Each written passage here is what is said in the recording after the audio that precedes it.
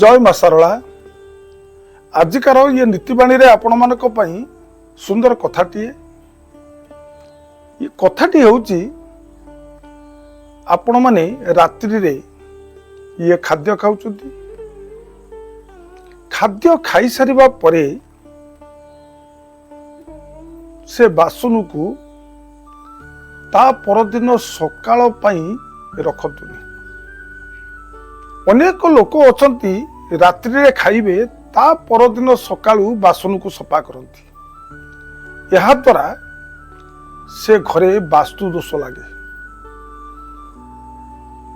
किंतु खाई सारिया परे दुईटी कथा को ये मन रखिबे।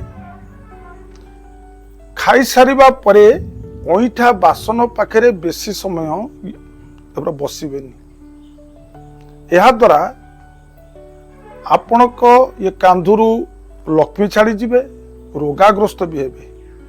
द्वितीय कथाटी है खाई सारिया परे रात्रि रे शयन पूर्वरु बासन माजी सफा सुतरा करी आपण शयन करंतु जीवन सुखमय रहबो। वास्तु दोषरु आपण ये मुक्ति रहिबे।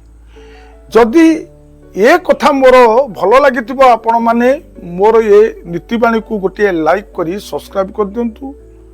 अन्य मान को शेयर कले ये समाजर ये मंगल हबो। एतिकी कही ये नीतिबाणी को ये परिसमाप्त करुच्ची। ये प्रणाम। जय जगन्नाथ।